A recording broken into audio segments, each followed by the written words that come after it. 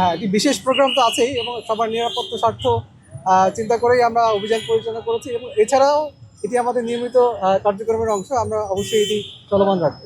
ওই যে বললাম, আমাদের তো নিয়মিত অভিযান চলবে এবং আমরা অবশ্যই তৎপর আছি। আশা করি ভবিষ্যতে তারা বসতে পারবে না। আচ্ছা, এটি প্রশ্নটি বোধহয় সমীচীন না। মানে প্রত্যেকের জন্যই সরকারের একটি বিশেষ প্ল্যান আছে, তবে এটির সাথে মানে সিটি কর্পোরেশনের সাথে সংযুক্ত না, সংশ্লিষ্ট ডিপার্টমেন্ট আছে, তারা নিশ্চয়ই প্ল্যান করবে।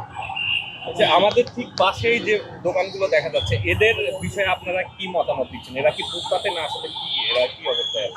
না, এটা তো আসলে ফুটপাতকে রেখে এবং এরা অনেকদিনভাবে ঐতিহ্যগতভাবে বাংলাদেশের কৃষ্টি ঐতিহ্য ধারণ করে কিছু বিশেষ তৈজসপত্র তারা বিক্রি করে থাকে এবং তারা ইউনিভার্সিটির প্রশাসন থেকে তারা নিশ্চয়ই অনুমতি নিয়ে দীর্ঘদিন ধরে ব্যবসা পরিচালনা করে আসছে। এ বিষয়ে বিশ্ববিদ্যালয় হয়তো বলতে পারবে। আমরা গতকালকে দেখলাম সৌরদীতে আপনারা অভিযান করেছেন, কিন্তু আজকে আবার দেখি ওখানে ঠিক আগে যাদেরকে অভিযান করে সরিয়ে দিয়েছেন তারা আজকেও সেখানে অবস্থান করছে। এটি কিভাবে দেখছেন? ওই যে বললাম, আমাদের তো নিয়মিত অভিযান চলবে এবং আমরা অবশ্যই তৎপর আছি। আশা করি ভবিষ্যতে তারা বসতে পারবে না। মানে অ্যাটলিস্ট জনসাধারণের প্রতিবন্ধকতা তৈরি করে এরকম কাজ তারা করতে পারবে না। এখন পর্যন্ত কোনো প্রতিষ্ঠানকে আর্থিক জরিমানা করা হয়েছে কিনা বা কোনো না, ব্যক্তিকে কোনো জরিমানা করা হয়নি, শুধুমাত্র বা উচ্ছেদ কাউকে করা। গ্রেপ্তার করা হয়েছে কিনা? না, গ্রেপ্তার করা হয়।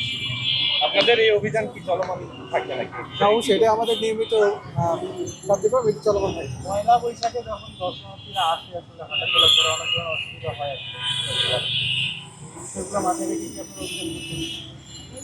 হ্যাঁ, এটি বিশেষ প্রোগ্রাম তো আছেই এবং সবার নিরাপত্তা স্বার্থ চিন্তা করেই আমরা অভিযান পরিচালনা করেছি এবং এছাড়াও এটি আমাদের নিয়মিত কার্যক্রমের অংশ। আমরা অবশ্যই এটি চলমান রাখবো।